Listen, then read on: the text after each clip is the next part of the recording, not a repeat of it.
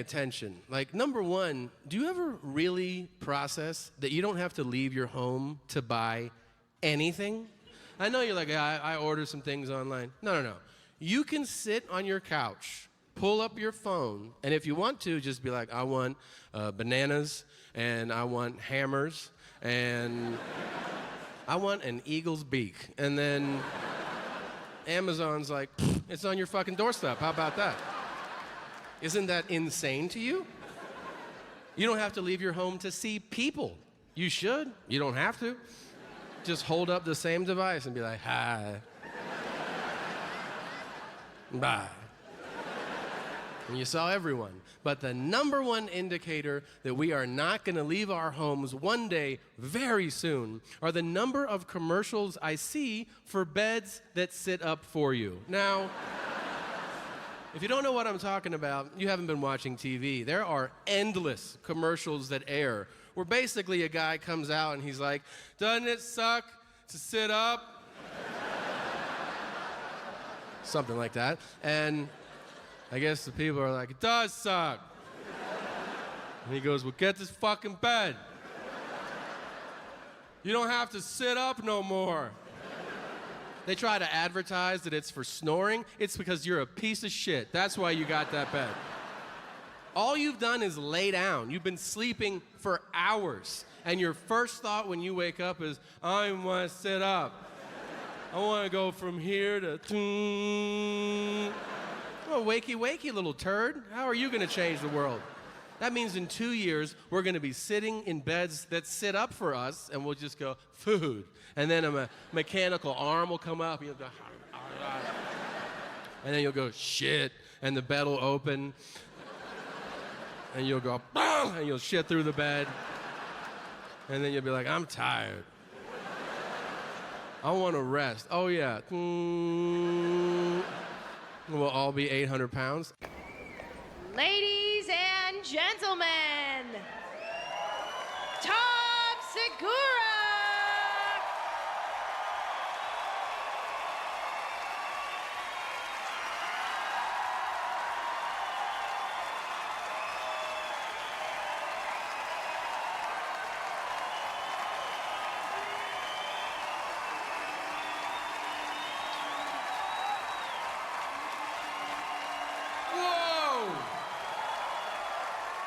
What's up? Holy shit. Thank you, Denver. That was amazing.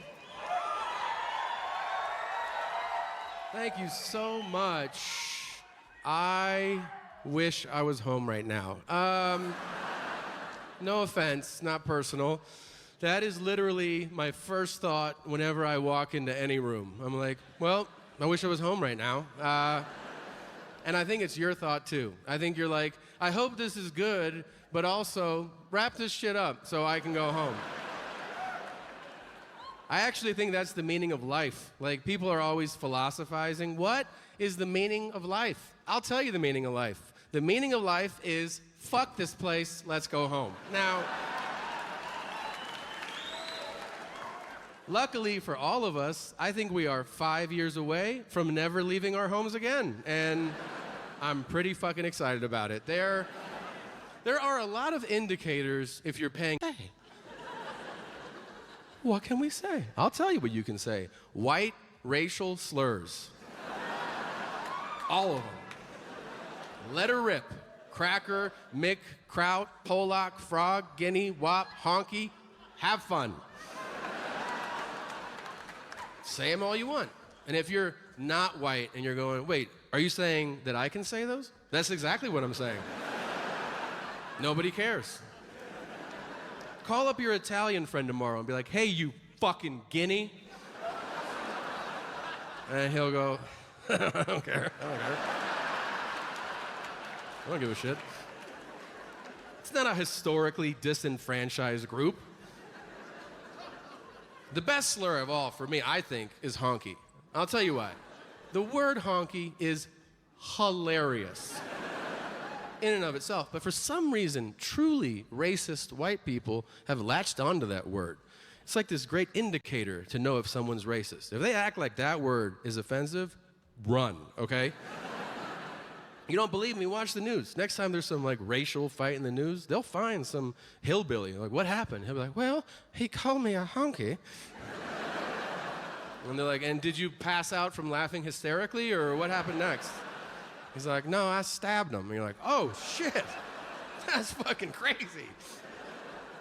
I'll pay you to call me a honky. I don't care. It's a great word. I saw a racial fight recently, which is terrible, but I watched it. How are you not going to watch? You're going to watch every fight, you know? Fights have that weird quality. Fights are kind of like hand jobs, and that like you don't really want one, but you're like, well, let's see where it goes, you know? Like, will you give it a kiss? No? All right. So, yeah. I had to take a shot. So, I'm in Philadelphia, walking through the park in the middle of the day. Beautiful day in Philly, beautiful park. I'm walking through this park, and as I'm walking through it, I see a white guy, and he yells across the park to a black guy. He calls him a nerd. And when you hear that and you're in public, you're like, oh my God, I'm gonna die. That's your first thought. And then another black guy, I don't know if he lived in the bushes, but he popped out of the bushes. Like, if this is a bush right here, I just saw a black guy go, no. Not in my park, But it's like, no one else saw that guy. Only I was like, oh my God, I see that guy, like that. And it became my own personal movie. I watched him line up like the honey badger. He was like, that one? All right. And he sprinted across the park and he tackled the white guy. So instinctively, I just went, get him!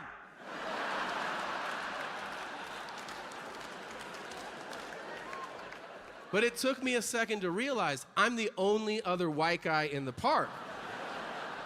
Yeah, so like 10 black people turned and I went, no! Him. Our him. And they were like, what? And I was like, I'm out. That's what. And then they killed that white guy. And for the record, I don't give a fuck if they did. You know why? There is no such thing as white guy loyalty, okay? I mean, there is, but those guys are obvious as they hold torches. But the rest of us,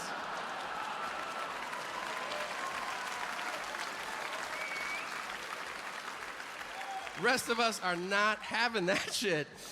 And let me tell you something, man. I'm jealous of interracial loyalty because I see it. You know, if you're white, you see it with other races. Asians, you see it with black people for sure. What I'm talking about, there can be a dangerous situation. Let's say it's a fight, and there's a black guy in that fight. And then another black guy that doesn't know him will go, I'm going to involve myself. Just on account of us being of the same race. At our core, we are brothers. I see that, I'm like, wow. Because when you're white and you're in that situation, you're like, fuck that guy. I don't know that guy. Do whatever you want to him. I don't give a shit. Let you do something like that guy in the park and then look at me like, hey man, are you gonna help out? You should know something. You're about to get murdered, okay? I will fucking take pictures as you're beaten and upload them, hashtag honky, hashtag dead honky, fuck you cracker, I'm out of here. Now,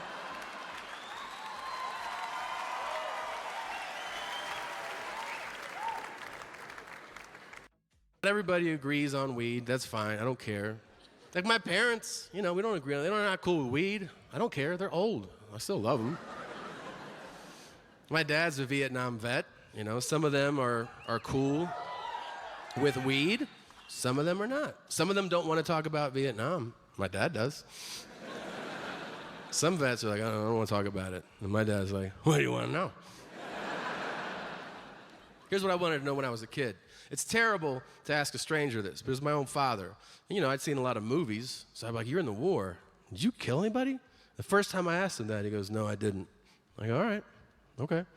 A few years later, I asked him again, did you ever kill anybody? He goes, it wasn't like that. I was a lieutenant. I was in charge of people. It just didn't work like that. I said, okay. And then a few years later, I asked him again. I go, did you ever kill anybody? And he goes, I threw grenades into bunkers.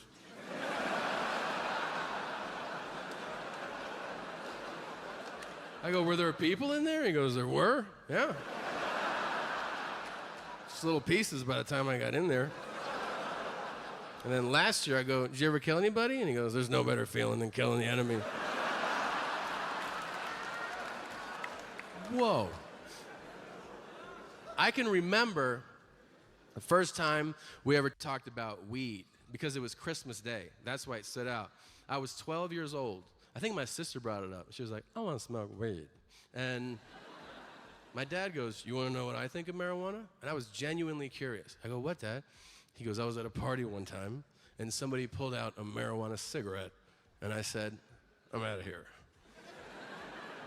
And I was like, cool story, nerd. You got any other ones?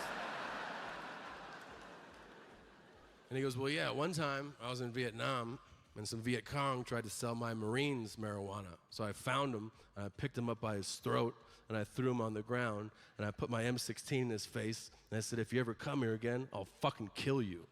And I go, do you have any stories in between those two stories? Jesus, it's Christmas, bro. God damn. 2 years after that, there was a woodpecker fucking up our house. This will all make sense. And woodpeckers can really damage your house. I remember my dad paid a guy $500 to patch up that part of the house. A month later, the woodpecker returned. This time, my dad did not call the guy. He woke me up, his teenage son, on a Saturday morning. Picture you're dead asleep, and my dad whispering in your ear with his potent dad breath.